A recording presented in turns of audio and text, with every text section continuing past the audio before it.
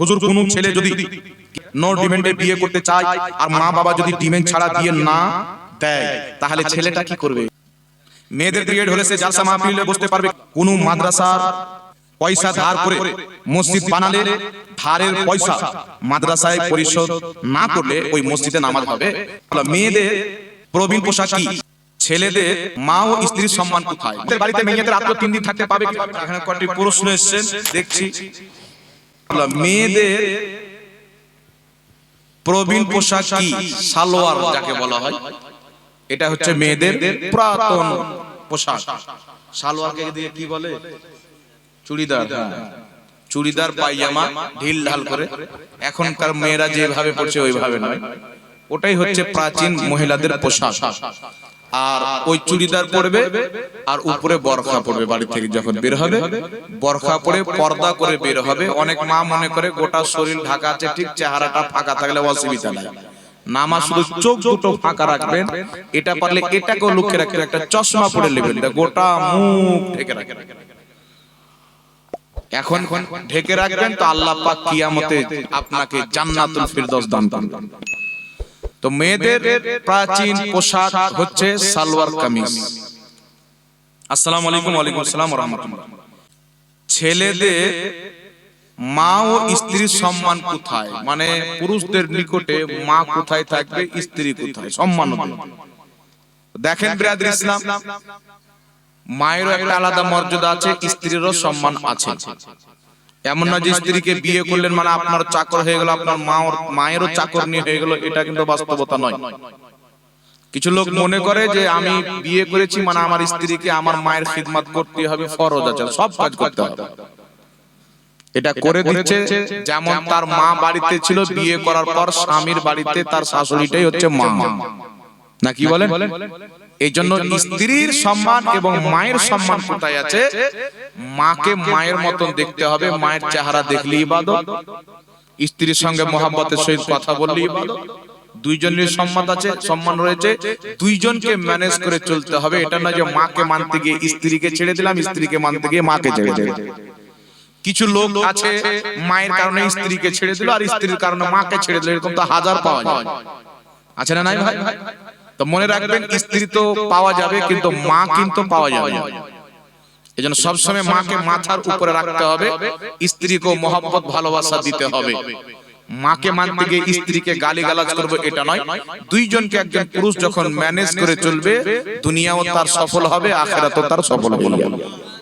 কথা বুঝতে পারছেন?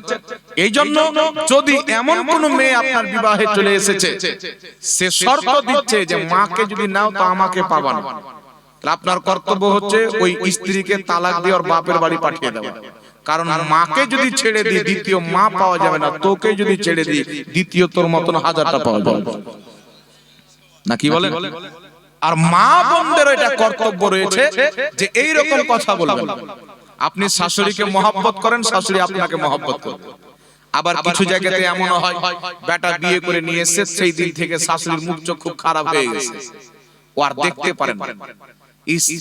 বৌমা বাড়িতে ঘরে ঘুমিয়ে আছে, শাশুড়ি ক্যাচার মাচার লাগিয়ে দিয়েছে, মাগের বাপ মা কিছু শিখায়নি রে, নাকি?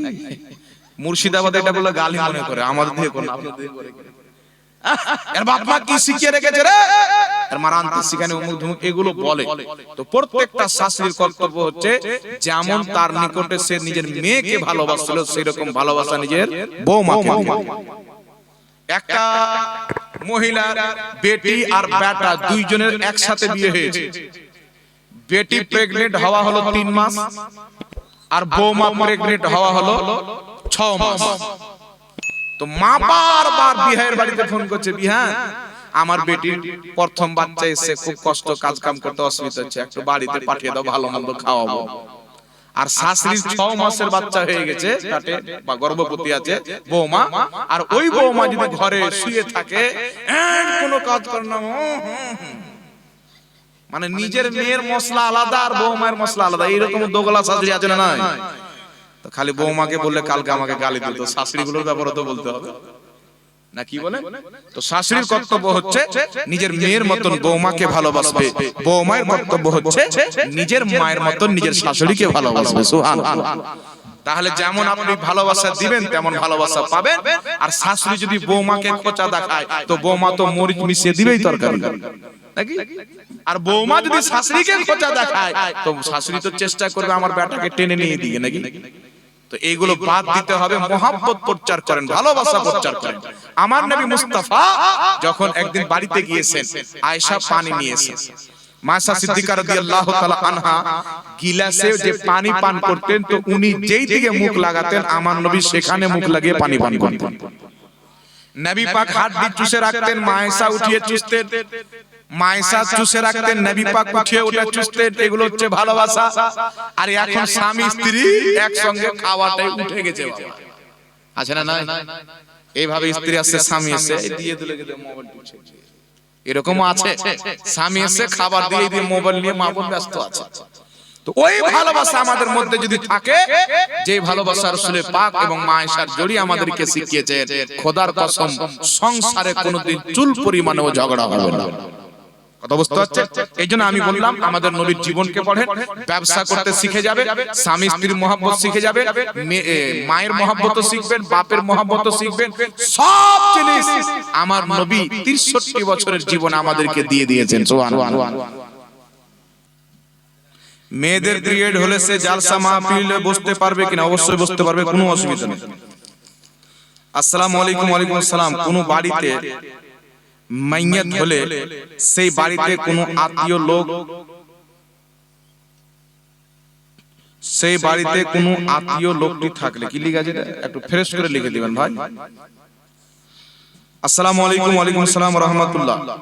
কোন মাদ্রাসার পয়সা ধার করে মসজিদ বানালে ধারের পয়সা মাদ্রাসায় পরিশোধ না করলে ওই মসজিদে নামাজ হবে। মাদ্রাসার পয়সা মসজিদে লাগানো যাবে না, মসজিদের পয়সা মাদ্রাসায় লাগানো যাবে না। যে লাগিয়েছে ওকে তওবা করতে হবে। আসসালামু আলাইকুম। ওয়ালাইকুম আসসালাম। হুজুর, কোন ছেলে যদি কি আছে এটা নো ডিমান্ডে বিয়ে করতে চায় আর মা বাবা যদি ডিমান্ড ছাড়া বিয়ে না দেয় তাহলে ছেলেটা কি করবে? সুবহানাল্লাহ। মানে ওর মা বাপ হলো ফকির, ছেলেটা হলো ধনী নাকি?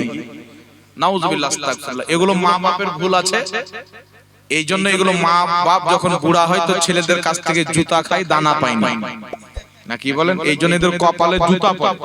আর দোয়া করবো এগুলো মা বাপের কপালে যেন জুতাই পড়ে, ভালো জিনিস যেন না পায়। কত বড় শয়তান মা বাপ, ছেলেকে হারাম কাজে বাধ্য করছে। শ্বশুর শাশুড়ির কাছে ডিমান্ড করে টাকা নেওয়া সুদ খাওয়ার মতো হারাম। কথা বুঝতে পারছেন? সুদ খাওয়ার মতো হারাম। এই জন্য আপনার বাপ মা যদি জবরদস্তি করে তো আপনার কর্তব্য হচ্ছে আপনি একটা বিজ্ঞ আলিমকে ডেকে বাড়িতে ডেকে আপনার মা বাপকে বুঝান। ইনশাআল্লাহ আলিম কোরআন হাদিস দ্বারা বুঝিয়ে দিবে। ভুল বললাম নাকি বাবা? ঠিক আছে? মা বাপ ডিমান্ড নিতে বলছে, ছেলে ডিমান্ড নিবে না। ওই ছেলের কর্তব্য হচ্ছে একটা আলিম ডেকে তার মা বাপকে বুঝাবে। আশা করি মা বাপ মুসলমান আছে, বুঝবে। ঠিক আছে তো? আল্লাহ বুঝার তৌফিক দান করুক। বাড়িতে মেয়েদের আত্মীয় 3 দিন থাকতে পাবে কি পাবে না? দেখেন ব্রাদার ইসলাম, যখন কোন বাড়িতে কোন মেয়েত মারা যায়, রাসূল পাক বলেছেন তোমার যদি আত্মীয় স্বজন মারা যায় 3 দিন পর্যন্ত শোক পালন করা যায়, তার বেশি পার হয়ে গেলে শোক পালন করা না যায়। শুধু একমাত্র স্বামী যদি মারা যায় তো স্ত্রী 4 মাস 10 দিন শোক পালন করবে। কথা বুঝে এসেছে? এই জন্য সেই মেয়েতের বাড়িতে আত্মীয় যদি থাকতে চায়, বোন আছে, বোনের বিয়ে দিয়েছেন, বোন এসে, দুলহা ভাই এসেরা থাকতে পাবে কিনা? তো তারা থাকতে পাবে, কোনো অসুবিধা নাই। তারা শোক পালন করবে। তারা যে রান্না করতে চায় রান্নাও করতে পারবে। শোক পালন করার এটা মানে নয় যে ওরা রান্নাও করতে পারবে না। কথা বুঝতে হচ্ছে? জি, এই জন্য থাকতে পাবে, এটা কোনো অসুবিধা নাই। আর কিছু আছে নাকি? বাস, জাযাকাল্লাহ, অনেক হলো, অনেকক্ষণ বলা হলো, একটা পার হয়ে গেল, অনেক দূর যেতে হবে। আল্লাহ পাক আপনাদেরকে ভালো রাখুক, সুখে রাখুক। একবার সকলে নবী পাকের মহব্বতে দাঁড়িয়ে সালাত ও সালাম পড়েন। ইয়া নবী।